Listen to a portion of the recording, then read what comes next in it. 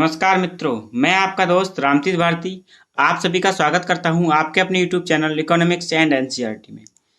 साथियों, अर्थशास्त्र की पॉइंट क्लास आज हमारी छठी क्लास होगी। इससे पहले हम 5 क्लासों को कंप्लीट कर चुके हैं। जिन साथियों की ये क्लास छूट गई हैं वो डिस्क्रिप्शन में जाकर इसका लिंक आपको मिल जाएगा, वहाँ जाकर आप इन क्लासों को देख सकते हैं। साथियों, किसी कारणवश अभी कई दिन क्लास नहीं हो पाई थी, उसके लिए हम आपसे क्षमा प्रार्थी हैं। और साथियों, हमने इस चैनल के माध्यम से क्रैश कोर्स करा रखा है, ठीक है। इसकी टोटल 21 क्लासेज हैं। इसकी प्लेलिस्ट मैं आपको डिस्क्रिप्शन में दे दूंगा या हमारे चैनल पर जाकर आप इन क्लासों को देख सकते हैं। तो साथियों, जो साथी हमारे चैनल पर पहली बार आए हैं वो हमारे चैनल को सब्सक्राइब करें और वीडियो को लाइक करें और शेयर करें। इसी के साथ हम करते हैं आज की क्लास की शुरुआत।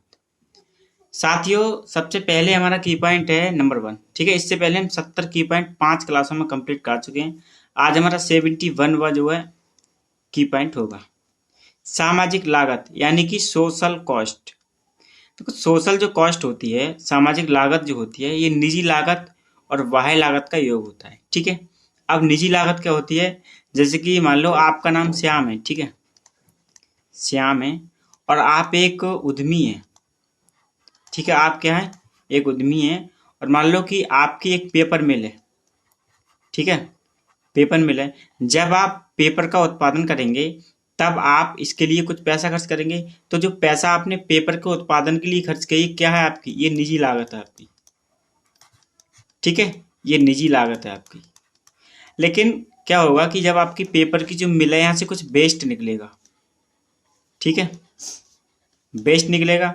अब ये कूड़ा कचरा भी हो सकता है, प्रदूषित पानी भी हो सकता है, या फिर जो है धुआं भी हो सकता है, कुछ भी हो सकता है। वो वेस्ट यहाँ से निकलेगा और ये वेस्ट यहाँ से निकलने के बाद वातावरण को प्रदूषित करेगा, ठीक है, ठीक है, वातावरण को प्रदूषित करेगा।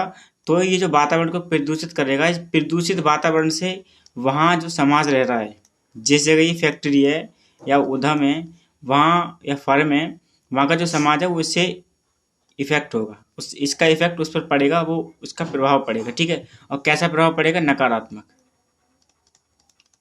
ठीक है। तो ये क्या हो जाती है, जो इफेक्ट पड़ रहा है, यही बाह्य लागत कहलाती है, ठीक है। यही क्या कहलाती है? बाह्य लागत कहलाती है। तो आप समझ चुके होंगे कि निजी लागत और बाह्य लागत क्या होती है। अब बाह्य लागत एक नेगेटिव होती है और एक पॉजिटिव भी हो सकती है। पॉजिटिव कैसे हो सकती है?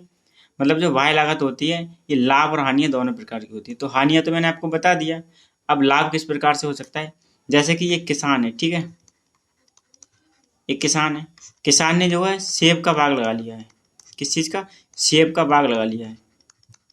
या फिर एक दूसरा किसान है जो सरसों की खेती कर रहा है, ठीक है, सरसों की खेती कर रहा है। अभी क्या करेंगे, जब ये सरसों की खेती करेंगे और ये सेब का बाग लगाएंगे, तो यहाँ सेबों के फूल पर और सरसों के फूल पर मधुमक्खी आएंगी। कौन आएंगी? मधुमक्खी आएंगी। क्या करने आएंगी? शहद इकट्ठा करने आएंगी, ठीक है। तो इस वाले उद्यम से पॉजिटिव जो है प्रभाव पड़ रहा है समाज पर, और इस वाले से क्या हो रहा है? इससे नेगेटिव। तो बाह्य लागत और निजी लागत आपको बहुत अच्छे से समझ आ गई होंगी, ठीक है। आगे हम बात करेंगे अपने दूसरे की पॉइंट के बारे में, ठीक है, दूसरे की पॉइंट के बारे में।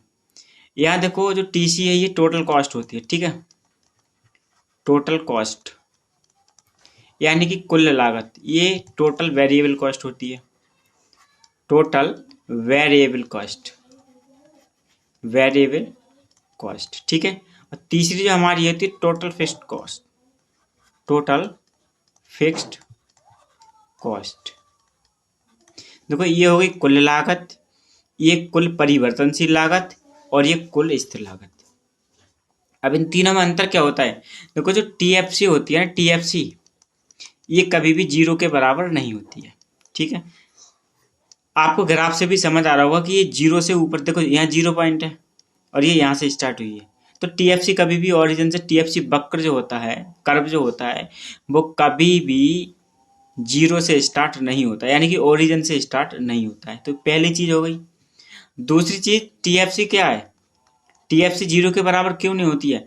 देखो, आप मान लो, जैसे कि अभी पीछे वाली स्लाइड में हमने बात की थी पिछले क्वेश्चन के बारे में, कि श्याम नाम का एक व्यक्ति है, ठीक है, इसकी एक फर्म है, किस चीज की? पेपर मिल है एक। ठीक है, अब देखो इसने क्या किया कि मान लो इसने 50 लाख रुपए लगाया, ठीक है, 50 लाख रुपए डालकर एक फर्म खोली पेपर मिल, ठीक है। अब वहां पर इसने क्या किया, देखो भूमि ली होगी, पूंजी इसने खर्च करी दी, भूमि ली होगी, चाहे तो वो नकद भी ले सकता है, रेंट पर ली होगी, स्टाफ की जरूरत पड़ेगी, ठीक है, उसके लिए जो मशीनरी वगैरह है उसकी जरूरत पड़ेगी, ठीक है, इन चीज़ों की जरूरत पड़ेगी एक फर्म खोलने के लिए। अब ये जो श्याम है, ये श्याम उत्पादन करे या ना करे, चाहे उत्पादन 0 करे, चाहे उत्पादन 10-20 कुछ भी करे, लेकिन टीएफसी क्या होगी, जो टोटल फिक्स्ड कॉस्ट है ये इसको देनी पड़ेगी, ठीक है, ये इसको देनी पड़ेगी चाहे उत्पादन करे या ना करे। क्यों? क्योंकि भूमि का रेंट जाएगा भैया, आप उत्पादन करो ना करो। अब जैसे कि एक एग्जाम्पल और बताऊं मैं आपको, आप कहीं बाहर जाएं, पढ़ते हैं, वहाँ एक रूम ले लें आप, ठीक है। अब आप रूम में क्या है कि रूम में आप चाहे तो 10 दिन रहें, चाहे 1 दिन रहें, और चाहे 100 दिन रहें, आपको रेंट तो देना ही पड़ेगा इसका, ठीक है, रेंट देना ही पड़ेगा। वैसे जो स्टाफ लगाएगा श्याम, स्टाफ को क्या मतलब, प्रोडक्शन हो रहा है या नहीं हो रहा है, उसे तो सैलरी चाहिए, उसे तो भैया सैलरी चाहिए, ठीक है। ऐसी मशीनरी जो है, मशीनरी जब आपने खरीद ली, एक बार पैसा लगा दिया तो लगा दिया, वो वापस थोड़ी आ रहा है। तो टीएफसी इसीलिए हमेशा 0 के बराबर कभी नहीं होती है, ठीक है। आगे बात करेंगे टोटल कॉस्ट। अब जो कुल लागत होती है वो थोड़ा ऊपर से स्टार्ट हो रही है, देखो बाई अक्ष पर थोड़ा ऊपर से स्टार्ट हो रही है। क्यों? क्योंकि यहाँ हमने और पैसा खर्च कर रखा है ऑलरेडी, तो टीसी यहाँ से स्टार्ट होती है, और जैसे जैसे उत्पादन बढ़ता है वैसे वैसे टीसी और टीबीसी दोनों बढ़ते जाती है। लेकिन जो टोटल वेरिएबल कॉस्ट है, यानी कुल परिवर्तनशील लागत, ये ओरिजिन से स्टार्ट होती है, ठीक है। ये उत्पादन होगा तभी बढ़ेगी, उत्पादन नहीं होगा तो नहीं बढ़ेगी, ठीक है। आपको ये चीज समझ आ गई होगी। आगे हम बात करेंगे अपने तीसरे की पॉइंट के बारे में, ठीक है। यहाँ औसत स्थिर लागत वक्र की हमने बात की है, ठीक है। वैसे मैं ये पढ़ा चुका हूँ, लेकिन आपको रिवीजन के लिए हमें थोड़ा डाल दिया है, वहाँ मैंने आपको फॉर्मूला नहीं बताया था। तो जब हम कुल स्थिर लागत को यानी कि टीएफसी को उत्पादन की कुल मात्रा से भाग देंगे तो हमें क्या प्राप्त होगा, औसत स्थिर लागत प्राप्त होगा। अरे भैया, आप जब किसी चीज का औसत निकालते हैं तो कैसे निकालते हैं, औसत का सूत्र क्या होता है, कुल संख्याओं का योग, कुल संख्याओं का योग बट्टे कुल संख्या, ऐसे तो निकालते हैं औसत। तो इसमें उत्पादन कितना हुआ उससे भाग दे दो, और कुल स्थिर लागत कितनी आ रही है उसको, ठीक है। तो यहाँ हमने इस तरह से भी लिखा है एएफसी बराबर टीएफसी अपॉन क्यू। ये क्या है, क्यू क्वांटिटी, कितना उत्पादन हुआ। अब बात कर लेते हैं इसके वक्र के बारे में। तो इसका वक्र कैसा होता है, रेक्टेंगुलर हाइपरबोला होता है, ठीक है। और एएफसी का कोई मिनिमम पॉइंट नहीं होता है, ठीक है, कोई मिनिमम पॉइंट नहीं होता, इस चीज को आप याद रखें। और ये किधर चलती है, ये किधर जा रही है, ये दाएं तरफ को नीचे की तरफ ढालू होता है, ठीक है, इसका जो वक्र होता है, ठीक है। आपको समझ आ गया होगा ये। आगे हम बात करेंगे अपने चौथे की पॉइंट के बारे में, जिसमें हमने बात की है औसत परिवर्तनशील लागत वक्र के बारे में। अब देखो जो औसत परिवर्तनशील लागत वक्र है, तो कुल परिवर्तनशील लागत यानी कि क्या, टीबीसी को जब आप क्यू से भाग देंगे तो आपको क्या प्राप्त हो जाएगा, तब आपको एबीसी प्राप्त हो जाएगी, ठीक है, तब आपको ईबीसी प्राप्त है। ये क्यू क्या है, ये क्वांटिटी है, मतलब कितना उत्पादन हुआ है वो बता रहा है यहाँ पर, ठीक है। इसका देखो, जब आप स्टार्टिंग में किसी चीज का उत्पादन करते हैं तो स्टार्टिंग में तो क्या होता है, ये घटती है, टीबीसी क्या होती है, घटती है। लेकिन जैसे जैसे इसका एक मिनिमम पॉइंट आता है, देखो इसका एक मिनिमम पॉइंट ये है, ठीक है। यहाँ के बाद क्या करती है, बढ़ना शुरू कर देती है, राइज होने लगती है, ठीक है। यहाँ से यहाँ तक तो फॉल होने लगती है, मान लो इसे एक पॉइंट ए मान लो, इसे बी मान लो, तो ये ए से बी तक तो क्या है, गिर रही है, फिर क्या है, ये बढ़ने लगती है, ठीक है। ये एबीसी और औसत परिवर्तनशील लागत जो है ये बढ़ने लगती है, ठीक है।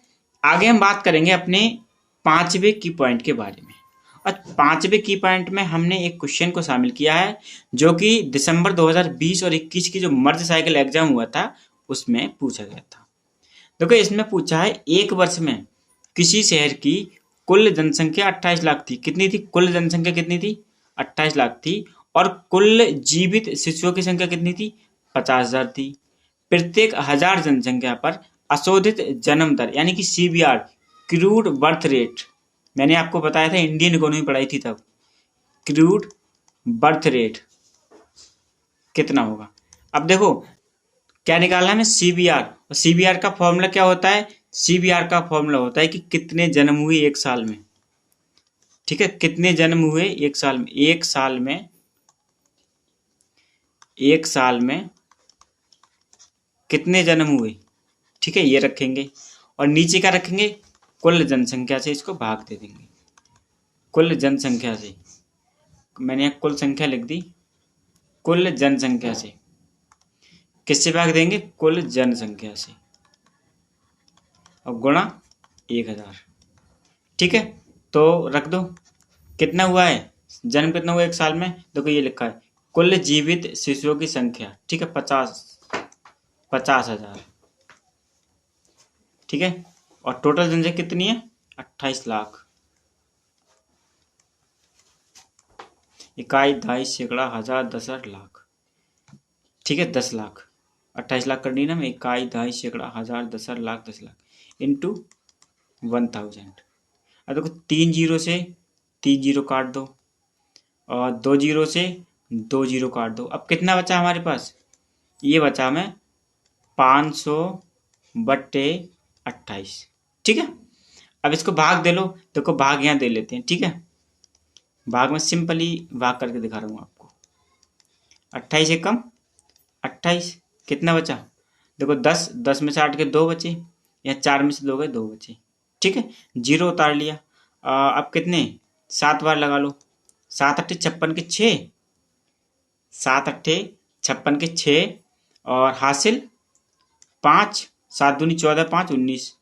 कितने बचे? अब यहाँ 10 में से 6 गए 4 बचे, यहाँ 11 में से 9 गए तो 2 बचे।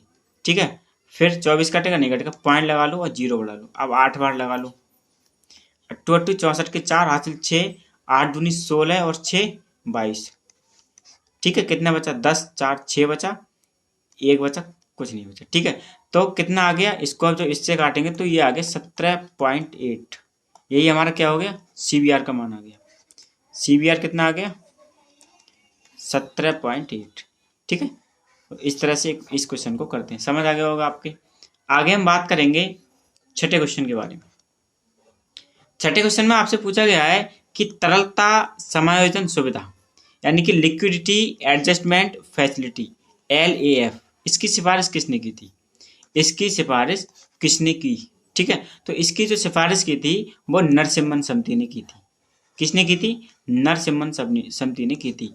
आप क्रैश कोर्स में पब्लिक इकोनॉमिक्स की जब आप क्लास देखेंगे, पब्लिक इको की जब क्लास देखेंगे, तो वहाँ मैंने बहुत सारी समितियों के बारे में बात की है। तो वहाँ अगर आप समितियों को पढ़ लेंगे तो इस तरह के क्वेश्चन आपके हो जाएंगे। ठीक है, आगे हम बात करेंगे 7वें क्वेश्चन के बारे में, और ये क्वेश्चन हमारा मैचिंग का है। ठीक है, मैचिंग का है। तो उत्तल जो फलन होता है ये किससे संबंधित होता है? उत्तल फलन मांग वक्र से संबंधित होता है। आगत निर्गत विश्लेषण हॉकिन साइमन सत्तों से संबंधित होता है। रैखिक प्रोग्रामिंग मूल चर से, और सीमांत उपभोग प्रवृत्ति व्युत्पन्न का प्रयोग या फिर डेरिवेटिव का प्रयोग। ठीक है, तो ये समझ आ गया आपके। आगे हम बात करेंगे, हमने एक क्लास दी है जिसमें लगभग 500 ऑनलाइनर क्वेश्चन है। 500 ऑनलाइनर क्वेश्चन है। अगर आप उस क्लास को देख लेते हैं तो आपके जो मैचिंग के क्वेश्चन आते हैं 3 से 4-5 क्वेश्चन आते हैं, 4-5 भी हो जाते हैं, तो वो क्वेश्चन आपके गलत नहीं होंगे। ठीक है, तो आप उस क्लास को जरूर से जाकर देख लें। वैसे उस क्लास का, वो मैराथन के नाम से क्लास है, उस क्लास का लिंक मैं आपको डिस्क्रिप्शन में दे दूंगा। ठीक है, आगे हम बात करेंगे, यहाँ हमने क्या निकालना है? यहाँ हमें मॉड A निकालना है। ठीक है, क्या निकालना है? मॉड A निकालना है। और ये क्वेश्चन भी मैंने आपको एक बार करा चुका हूँ। ठीक है, रिवीजन के लिए मैंने ये क्वेश्चन यहाँ डाल रखा है। तो भैया मॉड A कैसे निकालते हैं? देखो इफ A बराबर इतना, यदि A बराबर इतना है, देन तब निकालो, फाइंड करो कितना? मॉड A बराबर किया। ठीक है, बहुत ही सिंपल है, बस आपको ध्यान से ये क्वेश्चन समझना है। ठीक है, और अगर आपने क्वेश्चन ध्यान से समझ लिया तो एग्जाम में आपका ये क्वेश्चन गलत नहीं होगा। ठीक है, तो सबसे पहले मैं कुछ बेसिक चीजें बता दूं। हालांकि बेसिक चीजें बता चुका हूं, लेकिन कुछ बच्चे नए होंगे तो उनके लिए हम एक बेसिक बता रहे हैं। देखो ये जो एक ये क्या है, ये आव्यूह है। ठीक है, क्या है ये? मैट्रिक्स है, मैट्रिक्स है। ठीक है, अब देखो ये जो खड़ी ये वाली जो चीज है ना, खड़ी वाली, इन्हें बोलते हैं हम स्तंभ। क्या बोलते हैं? स्तंभ या कॉलम। ठीक है, ये क्या है? ये कॉलम है। ठीक है, कॉलम। ये क्या है? ये कॉलम है। और जो इस तरह से बनी हुई है, ये 3 2 1 8 0 4 2 4 5, ये क्या है? ये आपकी पंक्ति है, या हम इन्हें रो बोलेंगे। ठीक है, पंक्ति हिंदी में, या रो। ठीक है, और ये क्या है? हमारा स्तंभ। ये चीज आपके समझ आ गई, यानी रो विथ कॉलम। ये चीज आपके समझ आनी चाहिए। अब कुछ बात कर लेते चिन्हों के बारे में। तो चिन्ह हम ऐसे करके लिखेंगे।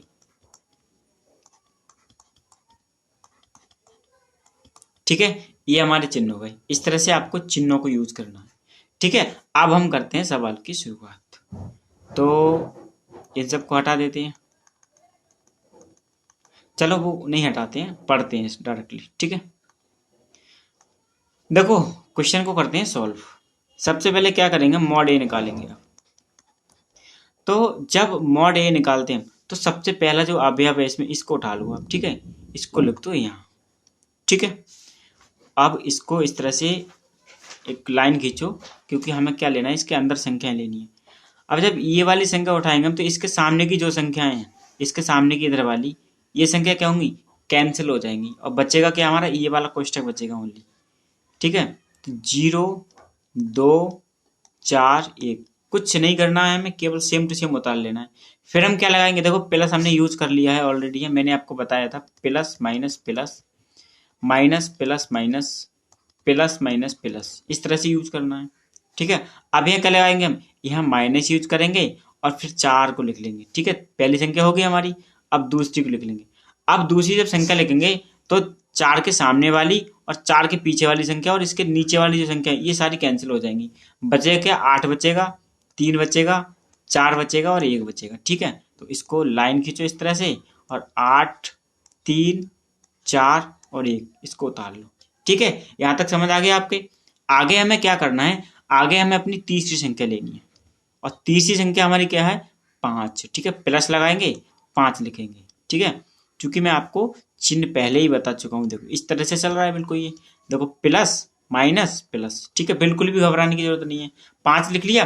जब हम 5 ये वाली संख्या लिखेंगे तो 5 के नीचे वाली संख्या और 5 के इधर वाली संख्या कैंसिल हो जाएंगी। बचेगी क्या? ये वाली संख्या बचेगी। तो 8 0 और 3 और 2। ठीक है, यहां तक आपको समझना है। हमने कुछ नहीं किया है, पहले 2 लिया तो 2 के सामने की जितनी भी संख्या थी कैंसिल हो गई, नीचे वाली संख्या कैंसिल हो गई। तो 0 4 2 और 1 यहाँ बचा।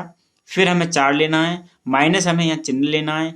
ठीक है, फिर जब 4 लेंगे हम तो इसके नीचे वाली संख्या और इसके आगे पीछे वाली संख्या कैंसिल हो जाएंगी। 8 4 3 1 बचेगा, 8 4 3 1 बचेगा। फिर हमें प्लस लेना है, प्लस हमने ले लिया है। तीसरी संख्या हमारी 5 है, वो हमने यहाँ ले ली। 5 के नीचे वाली सारी संख्या कैंसिल हो गई, इसके पीछे वाली सारी संख्या कैंसिल हो गई। तो 8 0 3 और 2 बचा हमारा। यहाँ तक आपको समझ आ गया होगा।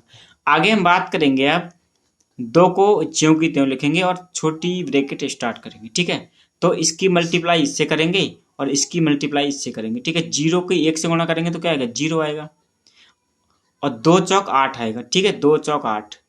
अब यहाँ पर हमें क्या यूज करना है? यहाँ पर सब जगह माइनस यूज करना है। ठीक है, आपको कुछ अपनी तरफ से चेंज नहीं करना है।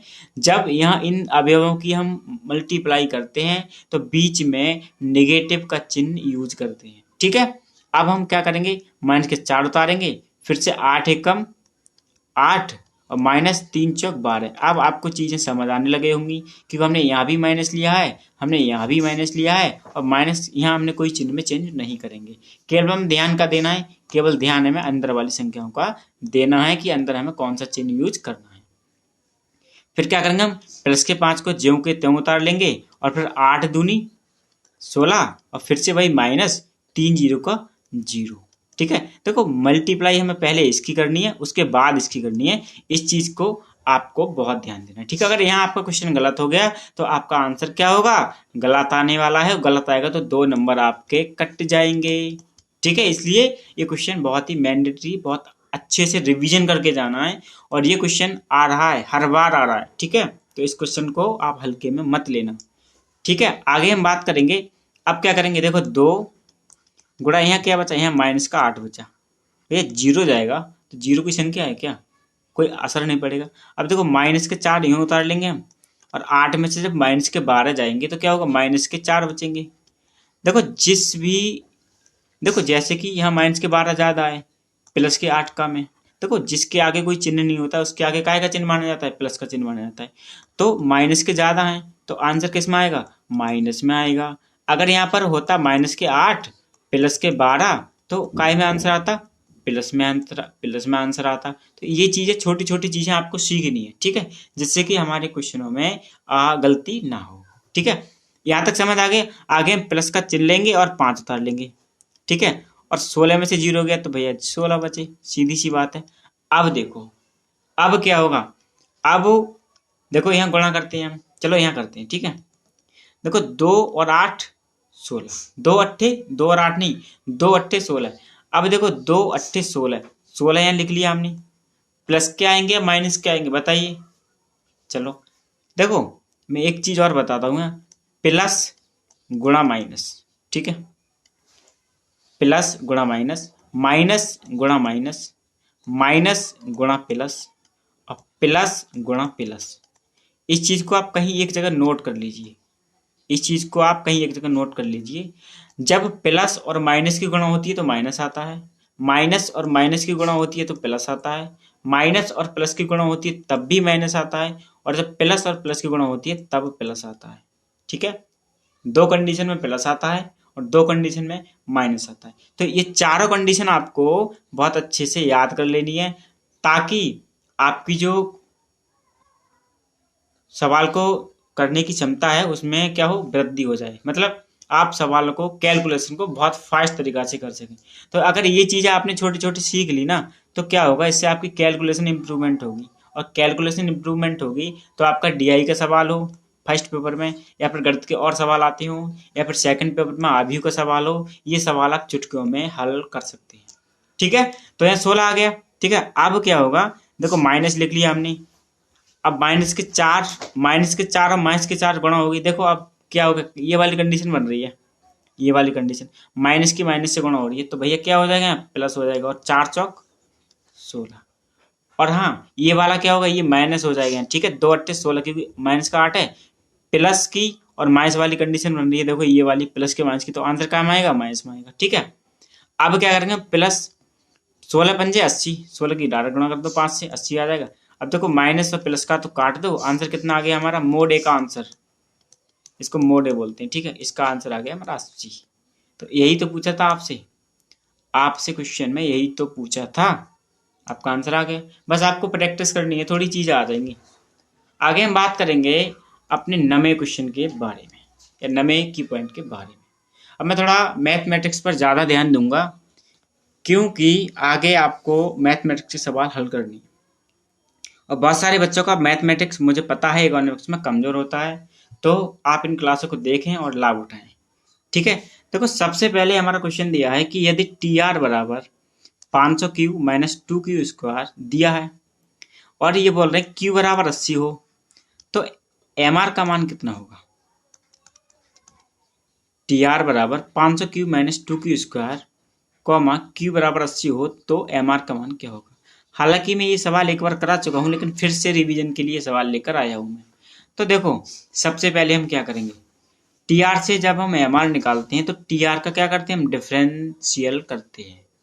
ठीक है, जब टी आर का हम डिफरेंशियल करेंगे तो क्या हो जाएगा, D T R upon D Q. ठीक है, और ये हो जाएगा 500 माइनस 4 क्यू। अब मैंने आपको डिफरेंशियल निकालना सिखाया है, किसमें, मैथमेटिकल की क्रैश कोर्स की क्लास में। अगर आपको डिफरेंशियल सीखना है तो वहाँ जाइए और उस क्लास को देखिए, ठीक है। बाकी कुछ चीज़ें मैं यहाँ बता देता हूँ। देखो, जब हम किसी भी चीज़ का डिफरेंशियल करते हैं, ठीक है, जैसे हमने 500 क्यू माइनस 2 क्यू स्क्वायर का डिफरेंशियल किया है, तो यहाँ क्या किया है, जब किसी चीज़ का डिफरेंशियल होता है तो जो अचर चीज़ें होती हैं, जो यहाँ जो बीजगणितीय संख्या होती है वो हट जाती है, ठीक है। अब देखो, यहाँ बीजगणितीय संख्याएं भी हट जाती हैं, और अगर इसको हम एक बार और करेंगे ना, इसको एक बार और करेंगे तो ये वाली संख्याएं भी घट जाएंगी, हट जाएंगी, कैंसिल हो जाएंगी, ठीक है। तो ये चीज़ आपको समझ आ गई यहाँ पर, ठीक है। बाकी अगर आपको इसे डिटेल में सीखना है तो आप इकोनॉमिक्स की क्लास दी है, इकोनॉमिक मैथमेटिकल की, वहाँ जाकर आप देख सकते हैं। तो 500 आ गया। अब ये किसके बराबर हो गया, जब इसका एक बार डिफरेंशियल हो जाता है तो ये एम आर के बराबर हो जाता है, ठीक है। 500 माइनस 4 क्यू। अब एम आर की वैल्यू निकालने के लिए, अब ये तो वैल्यू क्या है, इसमें देखो ये चीज़ क्यू शामिल है, इसको हम प्योरली निकालेंगे तो क्यू के बराबर क्या रखेंगे, 80, ठीक है। तो 500 माइनस 4 गुणा 80, ठीक है। अब 500 माइनस 4 जीरो का 0, 4 अट्ठे 32, कितना बचा, 180 आंसर आ गया, ठीक है। एम आर की वैल्यू कितनी आ गई, 180 आ गई। यही आपसे पूछा था। आगे हम बात करेंगे अपने लास्ट क्वेश्चन के बारे में, ये आज का लास्ट क्वेश्चन है, ठीक है। y बराबर 5x स्क्वायर माइनस 6x की घात 3, और x का मान यहाँ आपको गिवन दिया है, ये दिया है, तो इससे आप सॉल्व करें, ठीक है। यहाँ पर ढाल निकालना है, ठीक है। इस क्वेश्चन को बोलते हैं ढाल कितना होगा, यहाँ पर ढाल कितना होगा, कोई भी वक्र हो सकता है, ठीक है। तो x का मान कितना दिया, 10 दिया है। अब इसका क्या करना है, इसका हमें क्या करना है, इसका निकालना है भैया आपको ढाल, ठीक है। कैसे निकालेंगे, तो सबसे पहले इसका डिफरेंशियल कर देंगे, ठीक है। क्या कर देंगे, dy ओवर dx, ठीक है। तो इसकी मल्टीप्लाई कहाँ हो जाएगी, यहाँ हो जाएगी, 2 पंजे 10x हो जाएगा, माइनस 3 छंग 18, ठीक है। 3 छंग 18x स्क्वायर। देखो, जब एक बार डिफरेंशियल करेंगे तो एक घात ऊपर से नीचे आ जाएगी, ठीक है। मतलब देखो, यहाँ एक घात इधर आ गई, अगर यहाँ 5 नहीं होता, केवल x स्क्वायर होता तो कितना होता, इसका 2x होता, ठीक है। अगर कोई संख्या है तो उससे उसकी मल्टीप्लाई कर देंगे, ठीक है। इतनी आ गई। अब ढाल निकालने के लिए क्या करेंगे हम, x बराबर 10 रख दो यहाँ, ठीक है। तो 10 गुणा 10 माइनस 18 गुणा 10 का वर्ग, ठीक है। तो कितना हो गया, 10 250 माइनस 18 गुणा 10 250, 10 का वर्ग कितना आता है, 10 गुणा 10 100, ठीक है। ये कितना हो गया, कितना हो गई, 100 माइनस, आप ना ढाल छोड़िए, यहाँ पर मैंने आपको डिफरेंशियल करना सिखाया केवल, ठीक है। क्योंकि ढाल की जो वैल्यू है ना वो इतनी आती कभी, तो इसलिए इसको छोड़िए, आप केवल डिफरेंशियल करना सीखिए, ठीक है। तो 18 से ये कितना हो गए, 1800 हो गए। आंसर कितना आएगा, 1700, काय का आएगा, माइनस का। ये आंसर हो गया आपको। तो साथियों, आज की क्लास आपको कैसी लगी हमें कमेंट के माध्यम से जरूर बताएं, और जो साथी पहली बार हैं वो हमारे चैनल को सब्सक्राइब करें। कल मिलेंगे एक नई क्लास के साथ, तब तक के लिए जय हिंद जय भारत।